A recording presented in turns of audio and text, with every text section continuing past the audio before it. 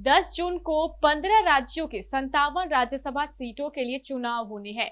राज्यसभा चुनाव में विधायक वोट डालते हैं। चुनाव में वोटिंग का एक फॉर्मूला होता है।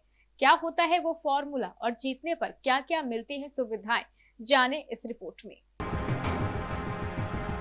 15 राज्यों की 57 राज्यसभा सीटों पर चुनाव होने जा रहे हैं। इन सीटों पर 10 जून को वोटिंग होगी। माना जा रहा है कि कांग्रेस 9 से 10 सीट जीत सकती है। वहीं बीजेपी को 22 सीट मिलने के आसार हैं, जबकि बाकी अन्य पार्टियों के पास सीटें जा सकती हैं। जिन राज्यों की राज्यसभा सीटों के लिए चुनाव होना है उनमें उत्तर प्रदेश की 11, महाराष्ट्र और तमिलनाडु की 6, बिहार की 5, कर्नाटक, आंध्र प्रदेश और राजस्थान की 4, ओडिशा और मध्य प्रदेश की 3, झारखंड, छत्तीसगढ़, तेलंगाना, पंजाब और हरियाणा की 2, जबकि उत्तराखंड की 1 सीट है। राज्यसभा का इतिहास। राज्यसभा का इतिहास 1919 से मिलता है। ब्रिटिश इंडिया में उस समय एक ऊपरी सदन बनाया गया था, तब इसे काउंसिल ऑफ स्टेट कहा जाता था। आजादी के बाद 3 अप्रैल 1952 को राज्यसभा का गठन किया गया। 23 अगस्त 1954 को इसका नाम काउंसिल ऑफ स्टेट से बदलकर राज्यसभा कर दिया गया। राज्यसभा कभी भंग नहीं होती। राज्यसभा के सदस्यों का कार्यकाल 6 साल होता है। इसके 1/3 सदस्यों को हर 2 साल में रिटायर किया जाता है, इसलिए हर 2 साल में चुनाव होते हैं। राज्यसभा में सदस्यों की संख्या। राज्यसभा में 250 सदस्य होते हैं। इनमें से 238 सदस्य चुने जाते हैं, जबकि 12 सदस्यों को राष्ट्रपति नामित करते हैं। किस राज्य से कितने राज्यसभा सदस्य होंगे, ये वहां की आबादी के आधार पर तय होता है। जैसे सबसे ज्यादा आबादी उत्तर प्रदेश की है, तो यहाँ 31 सीटें हैं। वहीं 18 सीटें तमिलनाडु में हैं, जबकि कई छोटे राज्य ऐसे हैं जहाँ एक ही सीट है। कैसे होता है राज्यसभा का चुनाव? राज्यसभा के चुनाव में सभी राज्यों की विधानसभाओं के विधायक हिस्सा लेते हैं। इसमें विधान परिषद के सदस्य वोट नहीं डालते। राज्यसभा चुनाव की वोटिंग का एक फॉर्मूला होता है।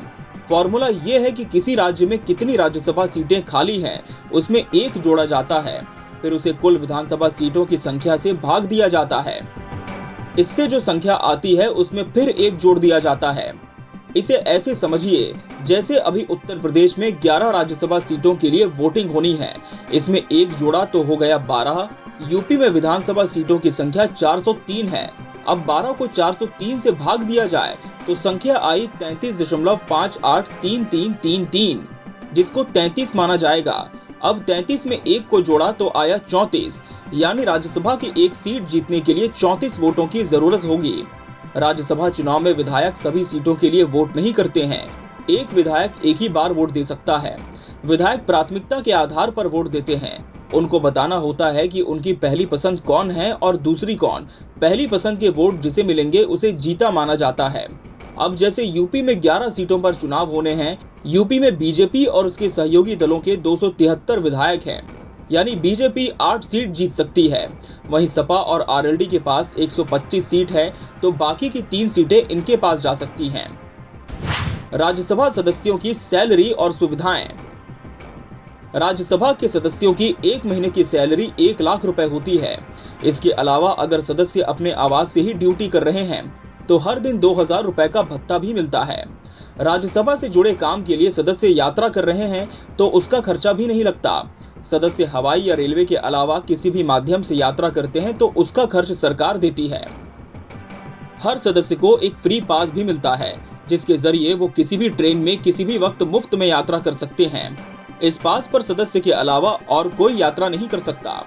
इसके अलावा एक पास और मिलता है, जिसकी मदद से सदस्य अपनी पत्नी या किसी साथी के साथ फ्री में फर्स्ट एसी में सफर कर सकते हैं।